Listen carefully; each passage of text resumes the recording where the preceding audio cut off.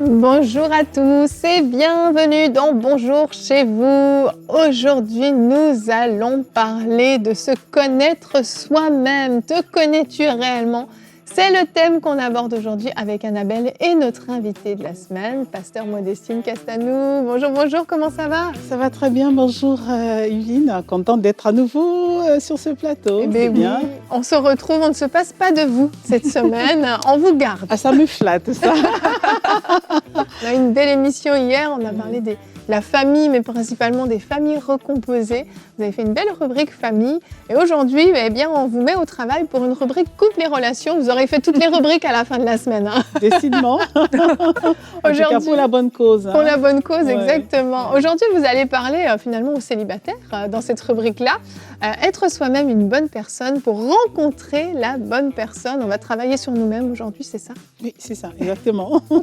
C'est bien, il faut absolument. C'est important. Et aujourd'hui, on va voir l'importance de se connaître soi-même, comprendre nos réactions, comprendre qui on est réellement pour aussi finalement mieux comprendre les autres et puis mieux travailler justement sur nous-mêmes pour devenir cette meilleure version de nous-mêmes, comme on aime le dire. Et Annabelle, on va commencer avec toi dans la pensée du jour.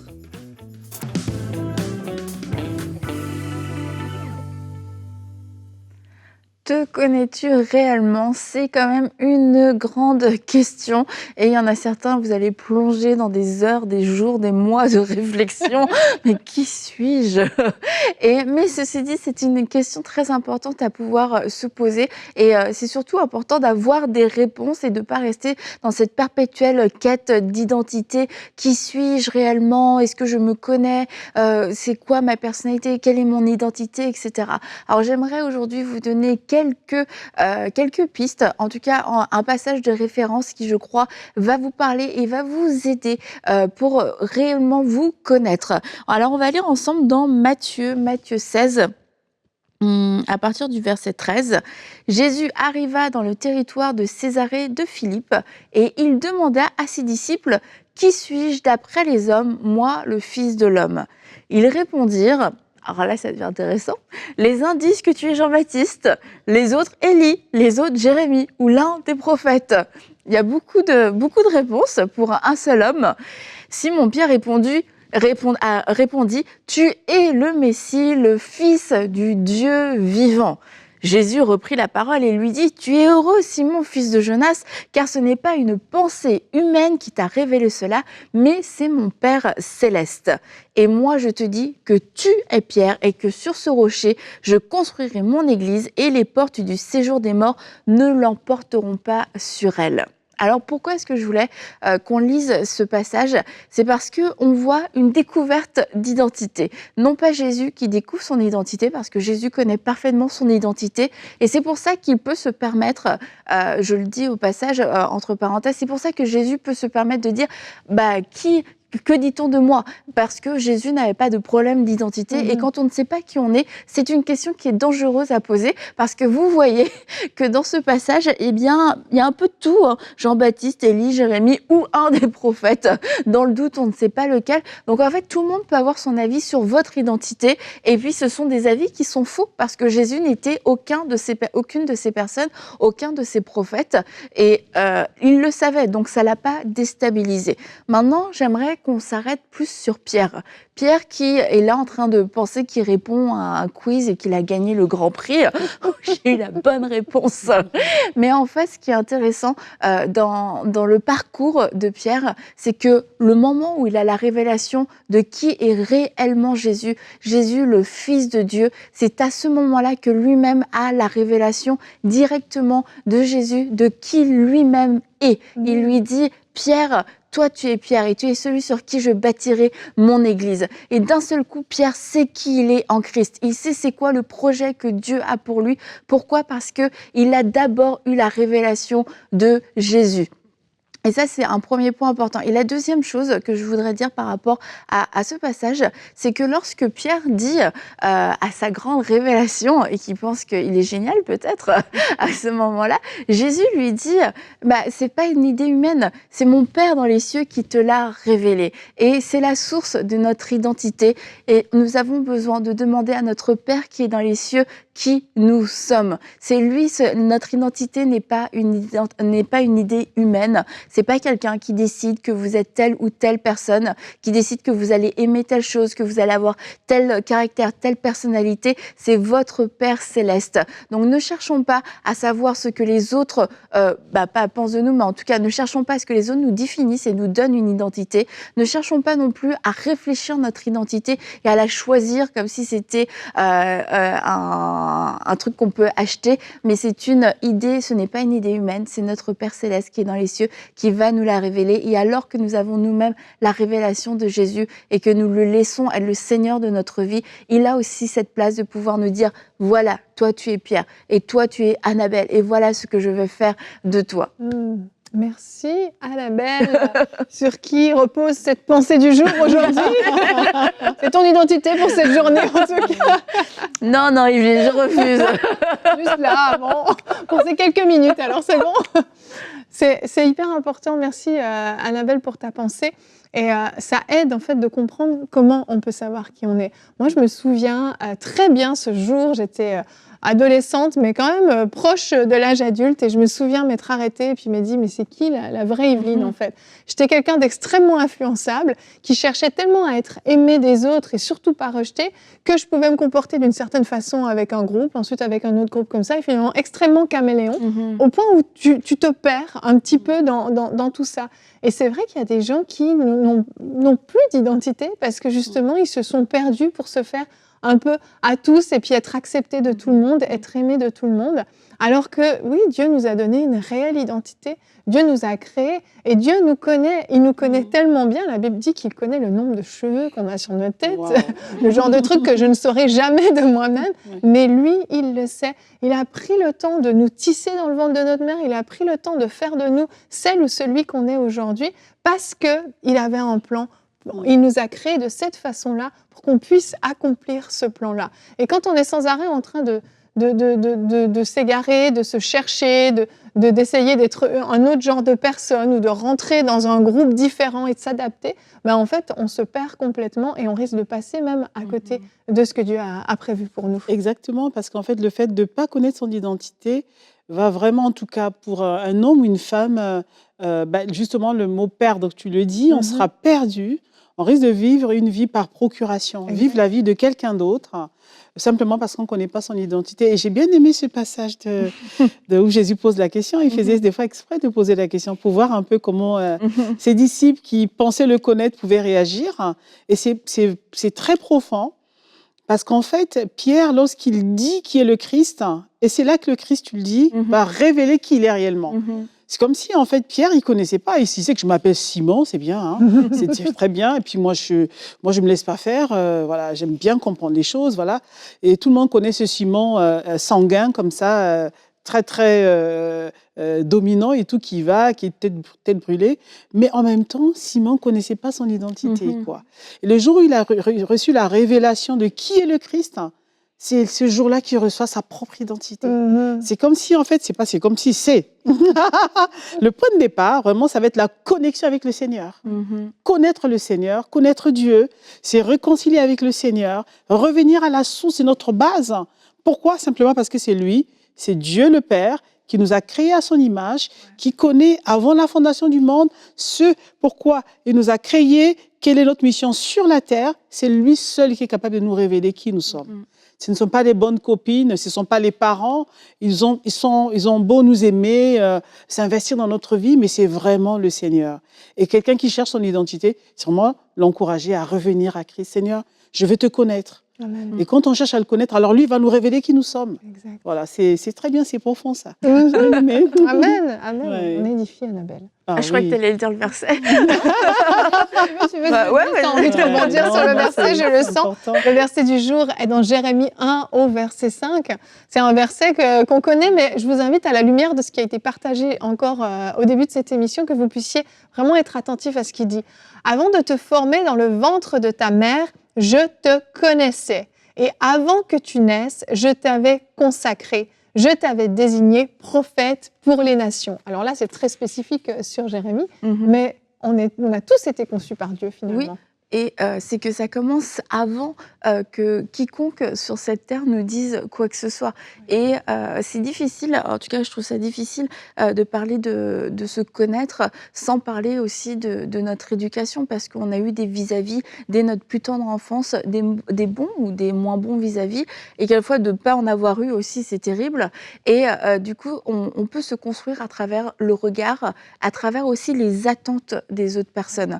Et c'est pas forcément des mauvaises attentes, mais ce sont pas des attentes qui sont forcément conformes à ce que Dieu avait décidé à la base. Et si jamais on nous retourne à la source en disant, mais Seigneur, toi tu as dit, Jérémie, tu l'avais consacré prophète, mais moi, c'est quoi le projet en fait?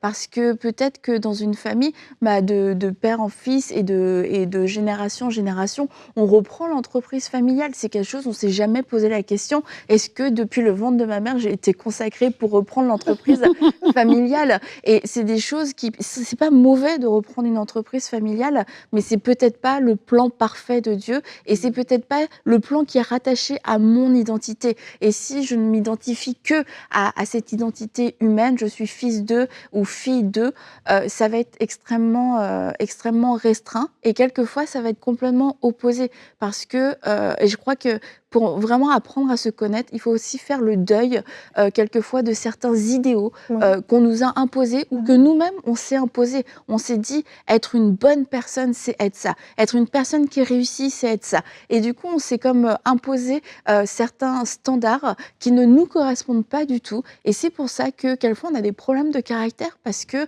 on n'est pas en harmonie avec nous-mêmes. On a des comportements qui ne correspondent pas à qui nous sommes, et on est tout le temps on est tout le temps dans une zone où on se force, où on n'est pas nous-mêmes, et puis on se fatigue, et tous les soirs on rentre, on est épuisé, et on se dit mais c'est pas possible de vivre une vie comme ça. Et tout commence à cause de notre identité. C'est parce que de mon identité va découler tous mes comportements, mais quand je fais l'inverse, en fait je m'épuise. C'est ça. Exactement, ouais. C'est exactement ça. C'est pour ça que l'épuisement, ça peut vraiment être un signe de dire que peut-être que je suis pas en train de faire ce que je devrais faire, en fait. Parce qu'on sent qu'il y a l'insatisfaction, on est épuisé, on est perdu, voilà. Et ça peut nous révéler qu'effectivement, est-ce que ce que je fais, c'est exactement ce que je devais faire? À quoi j'ai été appelée, voilà. L'histoire de l'identifier, ça revient, mais à tout moment dans la vie, en fait. C'est pas juste quand on est petit, parce que quand on est enfant, on se cherche, on sait pas, on fait comme les autres copines et compagnie. Et une fois en grandissant, on veut commencer à travailler, mais on n'est pas satisfait. Il y a comme... et ça, c'est un signe vraiment que non, Seigneur, je veux connaître plus. Est-ce que c'est ça? Est-ce que j'ai été, moi, appelée à résoudre ces problèmes-là que je suis en train de résoudre? Ainsi de suite, voilà. Ça peut être un questionnement, vraiment. Se remettre en question, en fait. C'est ça, c'est qu'il y a une frustration à un moment donné qui peut grandir. On est frustré parce qu'on n'est pas en train de faire la bonne chose. On ne se sent pas à notre place, on se connaît pas nous-mêmes. On est tellement, comme tu dis, en train de forcer, et dans une espèce de lutte aussi, pour être quelqu'un d'autre. Mais il y a un moment donné, il faut être capable aussi d'assumer, voici la personne que je suis. Ça ne veut pas dire qu'on ne change pas et qu'on ne s'améliore pas. Mais il y a un moment donné, il faut faire ce constat. Je suis une personne comme ça. Moi, j'ai besoin de ça dans ma vie. Moi, mes compétences, mes forces, mes talents, c'est ça. Et voici la zone dans laquelle je pense que vraiment Dieu m'a appelée, parce qu'il m'a équipée pour ces choses-là. Maintenant, on découvre aussi des traits de caractère, on découvre des choses qui sont un petit peu moins belles. Et là, on peut aussi dire, voici ce que je suis et voici ce que j'aimerais devenir. Voilà. Et voilà, avec le Seigneur, on change. Mais je crois que c'est vraiment important, à un moment donné, de pouvoir, et là, peut-être cette émission est l'occasion pour vous de vous arrêter et de faire ce constat de qui vous êtes réellement et de qu'est-ce que Dieu a mis en vous, et puis d'assumer la personne que vous êtes et de ne plus essayer d'être quelqu'un d'autre. Je peux donner juste une image. Oui, c'est Pasteur Maud. Tu vas voir, en plus, ça valait la peine. Je m'accroche. Allez. J'ai plus envie de la dire. Oh non, vas-y, tu peux. C'est vraiment... C'est nul. Mais si tu es une tondeuse et que tu te prends pour une voiture, en fait, tu vas être... Non, mais c'est vrai, tu vas faire des dégâts, quoi. Tu es une tondeuse et tu dois tondre le gazon. Tu te fatigues. Et quand tu comprends que tu es une tondeuse, tu vas être heureux quand tu vas tondre le gazon. Non, c'est vrai. Je vous laisse la parole. Il n'y a pas de souci, C'est génial d'avoir pris une minute de Pasteur Maud pour ça. Mais je suis sûre que ça parle à quelqu'un, Annabelle, parce que tes illustrations parlent toujours. Merci, oui. Annabelle. Allez, Pasteur Maud, on va enchaîner. On enchaîne On va directement, parler on enchaîne. aux célibataires dans la rubrique couple et relations.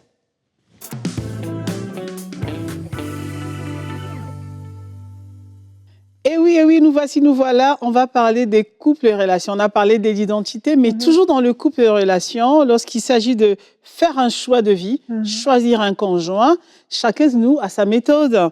Il y a des personnes qui vont, par exemple, dresser une liste, comme ça, des critères qui doit absolument, c'est-à-dire que celui qui viendra devant moi devra répondre absolument à tous ces critères-là. Je ne sais pas si vous l'avez fait, Annabelle, ou... Moi, je ne l'ai pas fait. Moi, j'ai fait un peu, mais finalement, j'ai fini par l'abandonner. En tout cas, voilà, j'avais mes critères, je voulais qu'il soit comme ça. Et bon, voilà, je ne vais pas vous dire, je ne vais pas me dévoiler ici, en tout cas. Alors, d'autres, ils vont dire, lorsque je le verrai ou je la verrai, si mon cœur ne bat pas la chamade, c'est pas la peine, c'est que c'est pas la bonne personne. Et d'autres diront, si je n'entends pas Dieu me dire audiblement que mon fils, c'est ton bien-aimé qui est devant toi, je ne bougerai pas. Voilà, chacun sa méthode, comme ça, le choix.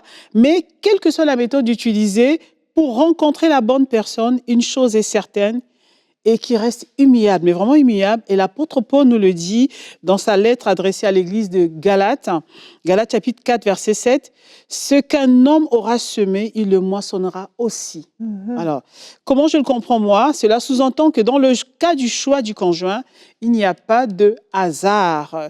Pour rencontrer la bonne personne, il faut décider soi-même d'être une bonne personne. Et oui, si on sait qu'on n'est pas au point, pourquoi vouloir rencontrer la bonne personne? Et cela nous pousse donc à considérer notre premier point de réflexion là dans cette rubrique, c'est que il faut absolument, donc pour trouver la bonne personne, je vous donne ici 2 clés majeures. La première clé, il faut passer par un processus de préparation. Il faut se préparer. Il faut se préparer. La préparation n'est pas que physique. Quand on parle de préparation, on voit déjà, oh là, le jour de mon mariage, j'aimerais être comme ci, comme ça, la belle robe. La préparation doit commencer d'abord par une préparation mentale. Un changement de manière de penser. Un changement de manière de réfléchir. Changer son système de pensée. Oui, pendant longtemps, pendant 18 ans, 20 ans, 21 ans, tu étais célibataire. Maintenant, tu te prépares à te marier. Il faut vraiment changer ses habitudes. Voilà, la vie à deux. Moi, je disais tantôt aux célibataires, le mariage, ce n'est pas pour les enfants, c'est pour les adultes. Il faut grandir un peu dans sa manière de... Parce qu'on va vivre avec quelqu'un d'autre qui a une autre éducation, qui a ses habitudes aussi. Donc, il va falloir apprendre à composer avec tout cela. Donc, quelque part, il faut vraiment prendre de la hauteur et considérer l'autre et se préparer à pouvoir vivre avec une autre personne différente. Même si je suis amoureuse de cette personne, mais elle reste quand même une personne différente. N'office que par le sexe, c'est un homme. Donc, on est différent, on n'est pas pareil. La femme a son univers, l'homme a son univers, on est différent. Il faut se préparer à cela. Parce que ce qui se passe souvent, c'est que les jeunes filles vont rentrer dans le mariage et vont dire, mais non, c'est pas comme ça que je pensais le mariage. C'est pas comme ça. Comment ça se fait qu'il rentre à la maison, il laisse ses chaussures devant la porte, il enlève ses chaussettes. C'est pas comme ça que j'ai été éduquée. Ben oui, il est différent de toi. Vous n'avez pas reçu la même éducation. Donc, changer la mentalité, changer de manière de penser est quand même quelque chose de très important. Il y a également la préparation physique. On va aller à la salle un peu, quand même, se faire belle. Se tonifier un peu, quand même. Estelle nous a montré l'exemple. C'est impressionnant, quand même. C'était tout ce qu'elle a fait. Tout ce qu'elle a fait pour gagner le cœur d'un roi. C'est pas petit. En tout cas, on peut s'en inspirer, mais ça dépend. On ne va pas non plus aussi changer complètement. Mais en tout cas, il y a cette préparation qui existe. Et la troisième préparation, qui n'est pas la moindre, qu'on a tendance à oublier, à négliger, c'est la préparation au niveau de l'âme. Ah oui. La plus importante. La plus importante, mais c'est la moins travaillée souvent. C'est vrai. Voilà, on ne se rend pas compte. Pourquoi? On revient sur ce que tu disais tout à l'heure, Annabelle, c'est que on ne se connaît pas soi-même, en fait. Voilà. Souvent, notre âme peut nous jouer des tours parce qu'on ne sait pas comment elle fonctionne. Mais il faut la prendre en considération parce qu'en fait, en réalité, lorsqu'on se marie, en fin de compte, on se marie pas juste avec le physique d'un homme ou d'une femme, entre guillemets, si ça dépend si on est un homme, on se marie avec l'âme de la personne. L'âme, c'est la partie qu'on ne voit pas, qu'on n'a pas tendance à considérer souvent, mais pourtant, c'est avec cette partie réellement qu'on va se marier. avec l'âme de la personne. Dans l'âme, il y a toutes ses expériences passées, son éducation, tout le bagage, entre guillemets, intellectuel que la personne a reçu, sa manière de se comporter, le caractère que cette personne s'est forgé. On va se marier avec l'âme de la personne. C'est avec l'âme qu'on va vivre au quotidien. Ses réactions, ses bouderies. On en a parlé avant, ouais. Ses bouderies, sa manière de se comporter. J'aime ci, j'aime pas ça. Ouais. Voilà. Et surtout aussi, ce qu'on a pu avoir comme challenge, ces manques, les sentiments de rejet, la mauvaise estime de soi. Tout ça est enfoui dans l'âme. Et donc, du jour au lendemain, on va se retrouver avec une personne et on va se rendre compte, mince, peut-être cette personne pourrait m'abandonner comme mes parents m'ont abandonné. Et tous les matins, est-ce que tu m'aimes? Est-ce que tu promets de rester avec moi tout le temps, tous les jours? Et voilà comment une âme peut être présente dans une relation, s'imposer dans une relation, alors qu'au départ, on a aimé un beau jeune homme, on ne pensait pas dealer avec son âme, en fait. Donc, l'âme est une partie très importante. La préparation au niveau de l'âme ne doit pas être négligée. Et je disais tantôt que l'âme, c'est comme le cadeau surprise qui s'invite, en fait, dans votre foyer lorsque vous vous mariez. On a ouvert tous les cadeaux des invités et quand on est deux face à face dans la maison, on commence à ouvrir les cadeaux de l'âme. On commence à découvrir l'âme de l'autre. Voilà, on rentre en intimité. Intimité en anglais, vous qui parlez un peu anglais ici. Intimacy, c'est ça? Je ne parle pas. Voilà. Ouais. Intimacy, ça veut dire que viens regarder à l'intérieur de moi. Donc, je t'ouvre là, mon âme, viens découvrir si ça te plaît. Alors, quand on revient au niveau de l'âme, quand tout va bien, mais c'est génial. Quand l'âme est vraiment belle, tout va bien. Enfin, belle, je ne sais pas. Mais en tout cas, si on n'a plus le temps de faire un nettoyage au niveau de l'âme, là, on va donner un beau cadeau à l'autre, en fait. L'autre va apprécier ce qu'il découvre.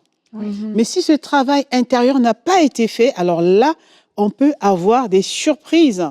Des surprises qui peuvent nous jouer un tour parce qu'on peut épouser la bonne personne et quand même faire en sorte que par notre manière d'être, parce qu'on est foncièrement, mais emmener ce couple à la dérive en fait. Voilà, détruire soi-même, son mariage, parce qu'on n'a pas su être la personne qu'il fallait qu'on soit en fait pour tenir ce foyer, pour tenir ce mariage. Donc ce n'est pas négligeable. L'âme, bien aimée, je vous invite vraiment à faire ce check-up intérieur. Je dois travailler sur mon âme. Tellement. Je dois absolument faire ce nettoyage-là, parce qu'à la fin de la journée, quelqu'un disait une omelette, un œuf sain plus un œuf pourri donne une omelette pourrie. En fait, on n'a pas envie de manger, en tout cas. Voilà, donc pas mal on a cette image. Ouais, voilà. ça fait quand même.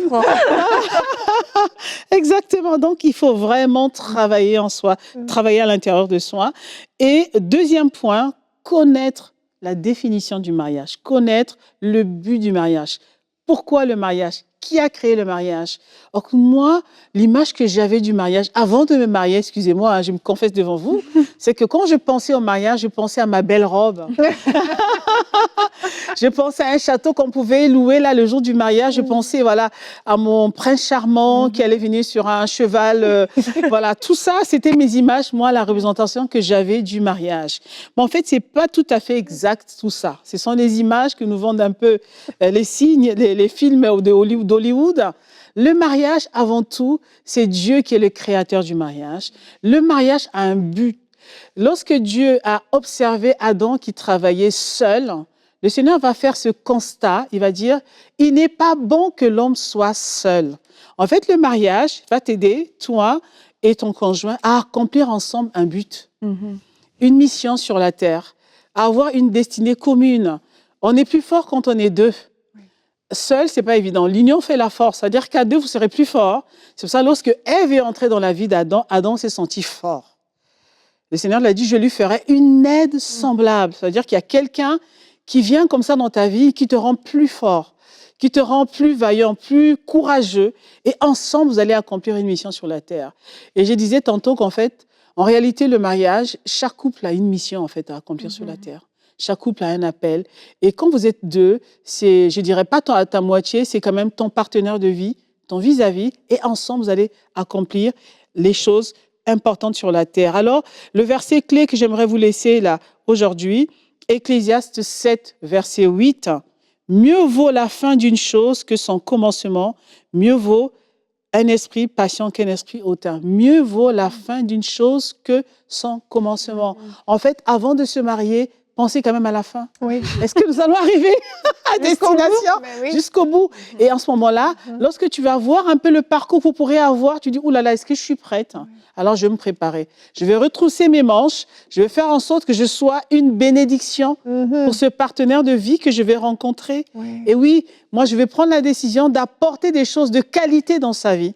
Et non pas juste d'entrer dans la relation pour pouvoir aspirer à tirer des choses de lui ou recevoir de lui. Je me positionne comme étant une source de bénédiction pour lui. Alors là, je pourrais, de mon côté en tout cas, donner le meilleur, donner tout pour que nous puissions arriver à destination. C'est une bonne décision de vie qu'il faut prendre, Vraiment. je trouve. Hein. Vraiment. Voilà. Je ne sais pas ce que tu en penses. Ah non, mais c'est sûr, c'est excellent. Ouais. C'est excellent. Et j'aime vraiment tout ce que vous avez partagé dans cette rubrique et de savoir que c'est ça. Quand vous dites « je suis une bénédiction pour l'autre », ça, c'est tellement vrai et tellement important. Et en fait, souvent, on rentre dans le mariage en se disant « l'autre sera une bénédiction pour moi ». Et en fait, on le prend à l'envers. Et bien sûr, il y aura un petit décalage. Même si les deux ont fait ce travail, même si les deux sont tellement bien disposés, il y en a toujours un qui est peut-être un peu plus mature que l'autre, qui a peut-être plus de facilité à gérer son caractère que l'autre. Mais c'est génial, plus celui qui est le plus mature va avoir la capacité d'aider l'autre, justement, et puis de l'amener aussi un petit peu plus haut, et puis de l'élever à un autre niveau, puis de l'aider à gérer ses failles. Et c'est vraiment un travail d'équipe, en fait, qui va pouvoir se faire. Parfois, j'ai l'impression que celui qui est plus avancé va avoir tendance à dire à reprocher à l'autre, t'aurais pu te préparer mieux pour le mariage. T'as pas fait tous les cours, t'as pas fait tous les exercices, t'as pas écouté la rubrique de Pasteur Maud pour mettre en pratique. Mais s'il y en a un qui est un petit peu plus avancé, tant mieux qu'il puisse amener l'autre avec lui.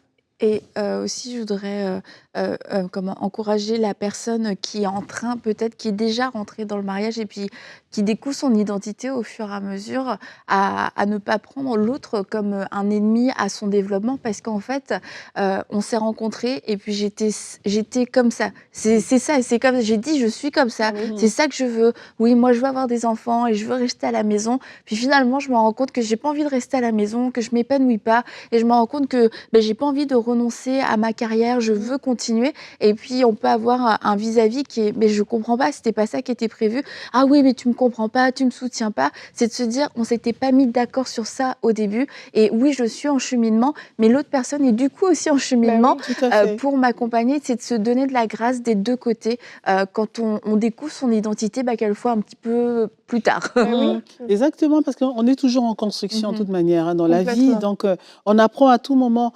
Le vrai travail, comment lorsqu'on reconnaît que je dois travailler sur tel point, je dois faire des efforts. Et là, on a gagné, en fait. Le fait de reconnaître qu'il me manque ci, il me manque ça. Et ensuite, que l'autre aussi soit compatissant, patient, qui dit « Ok, on va y arriver, chérie. On va travailler ensemble, parce qu'on a un bout de chemin à faire ensemble, jusqu'à ce que Jésus revienne, n'est-ce pas? » Absolument. Voilà, on est là sur terre. Et du coup, ok, ensemble, on va y arriver. Et là, je pense que ça va réconforter l'autre, voilà. Parce que souvent, tout ce que je vous dis, là, je ne connaissais pas avant. Dieu m'a fait grâce, mais bon, j'ai beaucoup appris. On apprend, voilà. Et donc, il peut arriver qu'on n'ait pas bien commencé, mais on va quand même apprendre. On va avancer. Dieu nous fera grâce. Quoi. Amen, amen. Que de sagesse sur ce plateau, mesdames.